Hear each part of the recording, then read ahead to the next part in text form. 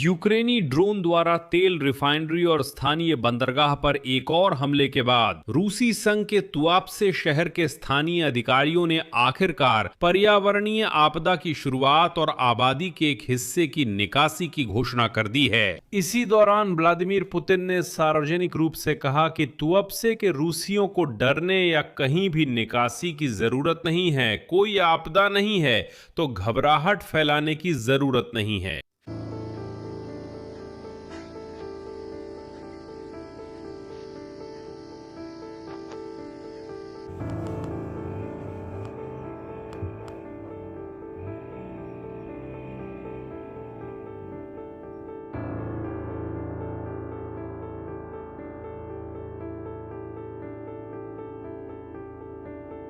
इसी समय असलियत में तुआप्से में 28 अप्रैल को यूक्रेनी ड्रोन द्वारा रात में तेल रिफाइनरी पर हमले के बाद क्षतिग्रस्त टैंकों से जलते हुए पेट्रोलियम उत्पाद सीधे सड़क पर फैल गए। असल में जलती हुई तेल सड़कों पर बहने लगी और शहर ने घने काले धुएं के कारण सूरज को देख ही नहीं पाया।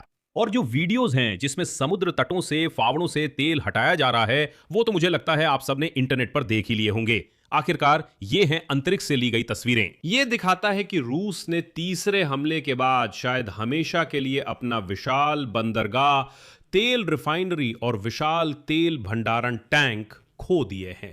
अब व्लादिमीर पुतिन के पास सिर्फ ये रोना बचा है कि यूक्रेन ने रूसी आतंकवादियों को उन्हीं के तरीके से जवाब देने की हिम्मत कैसे की।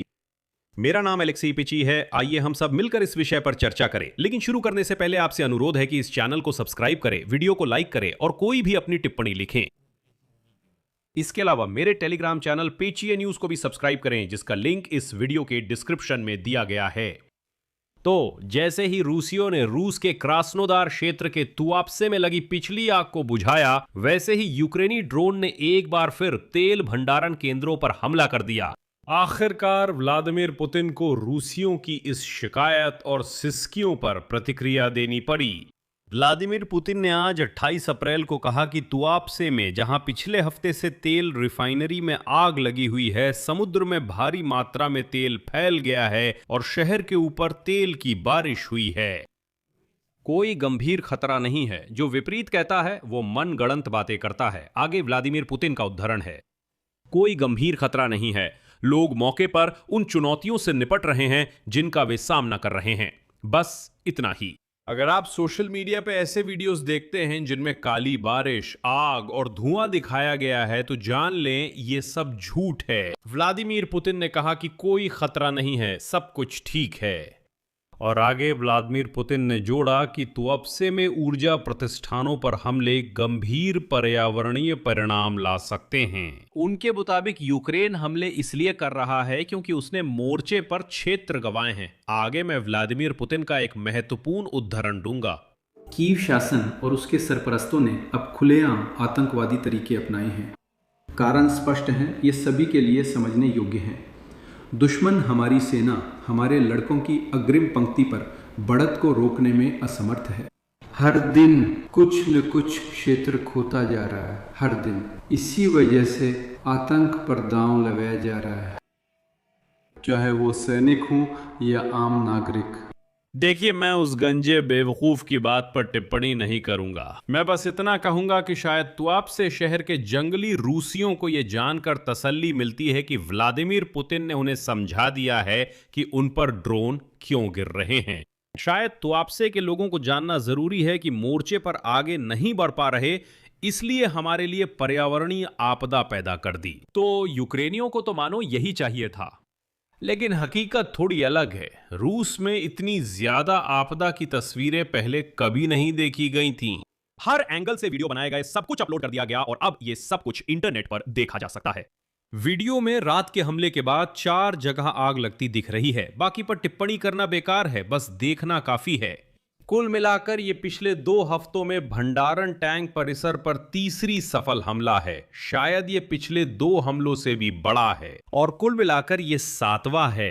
ये पूरे युद्ध के दौरान तुआप्से ऑयल रिफाइनरी पर तीसरा सफल हमला है। अगर हम नक्शे पर देखें तो हम देखेंगे कि अगर कुछ और हमले हुए तो तुअप्से में तेल रिफाइनिंग से जुड़ा कुछ भी नहीं बचेगा। अब आइए बिना किसी टिप्पणी के बस इस खूबसूरती को देखें। Ой, это пиздец. Лопнула бочка. Жарко около окна стоять. Всё. सबटाइटल्स दीमा टॉर्जोक।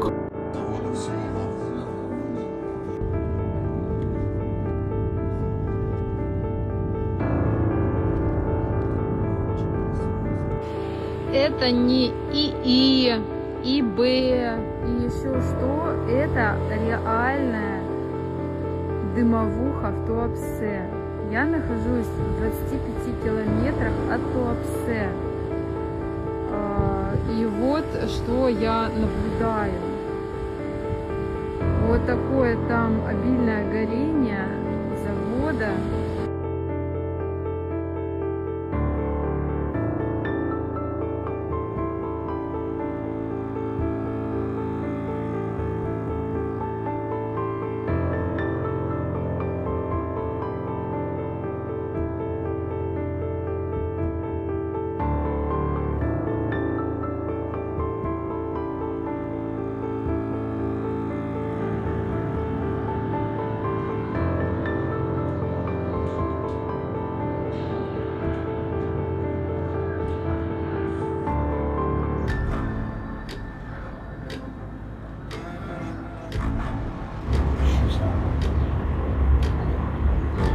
Subtitles Dima also धुआं Tuapse।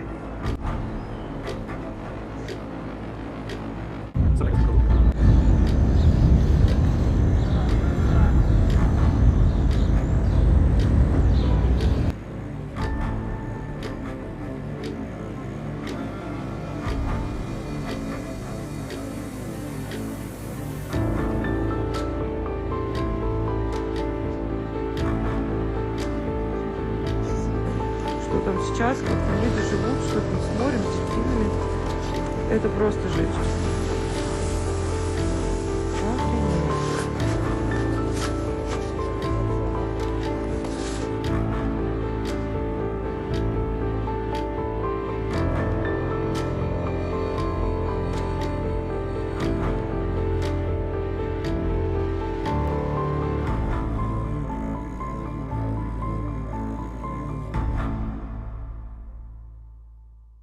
तो हमारे पास आखिरकार क्या है?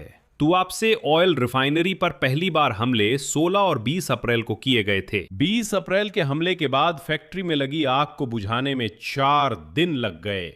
भंडारण टैंकों के क्षतिग्रस्त होने से तेल काला सागर में फैल गया और सिर्फ एक हफ्ते में तेल का धब्बा तट के साथ 77 किलोमीटर तक फैल गया। रॉस्पोट्रेबनाजोर ने हवा में पेट्रोल, बेंजीन, जाइलिन और काली की अधिकतम अनुमेय सांद्रता से 2 गुना अधिक स्तर दर्ज किया। शहर के ऊपर तेल की बारिश हुई और आग से उठा धुआं लगभग पूरे काला सागर तट पर फैल गया। धुआं सूची अनापा, स्तावरोपोल और अर्माविर तक पहुंच गया। 28 अप्रैल की रात को ड्रोनों ने 2 हफ्तों में तीसरी बार फैक्ट्री पर हमला किया। नई आग लगने के कारण क्षतिग्रस्त टैंकों से जलते हुए पेट्रोलियम उत्पाद सीधे सड़क पर फैल गए। आखिरकार तुअप्से में यह हो गया, जहां सड़कों पर जलता तेल बह रहा है, वहां के लोगों को उन क्षेत्रों से निकलने के लिए कहा गया। शहर के मेयर तुअप्से सेर्गेई बोइको ने कहा, उद्धरण, कोशकिना, पुशकिना और आसपास की गलियों के सम्मानित निवासियों, आग के फैलने के खतरे के कारण तुआप्से नगरपालिका प्रशासन आपसे निवेदन करता है कि आप निकासी करें। क्रास्नोदार क्षेत्र के गवर्नर वेनियामिन कोंद्रात्येव ने पुतिन से कहा कि सब कुछ शानदार है, फिर भी तुआप्से के निवासियों को निकासी की सलाह दी। तो क्या कुछ खतरनाक हुआ? अरे सच में? जैसा रूस में अक्सर होता है, निकासी की जिम्मेदारी निवासियों पर ही है। कहते हैं, अपना सामान खुद समेटो और निर्णय लो। क्यों? क्योंकि रूसी टैक्स जाता है कहां? जंग पर, न कि किसी आम रूसी की सुरक्षा और भलाई पर। पुतिन को इन जंगली रूसियों की कोई परवाह नहीं है।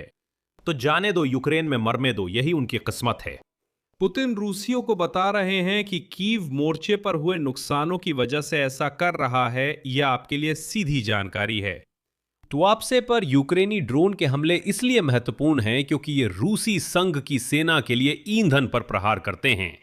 समुद्री लॉजिस्टिक्स और तेल निर्यात में बाधा डालकर ये रूसी बजट की विदेशी मुद्रा आय घटाते हैं और मोर्चे से वायु रक्षा प्रणाली हटाकर दूसरी जगह तैनात करने पर मजबूर करते हैं। 2022 से यूक्रेन की सेनाओं ने रूस पर हमलों की दूरी 170% बढ़ा दी है, जिससे अब यूक्रेन उन क्षेत्रों तक भी पहुंच रहा है जहां रूसियों को लगा था कि युद्ध नहीं पहुंचेगा।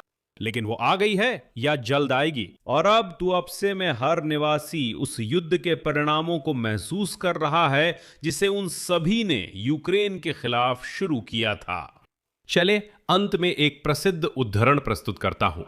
सबसे बड़ी गलती यह है कि यूक्रेनियों को नजरअंदाज किया जाए, यूक्रेनियों को कमजोर समझा जाए।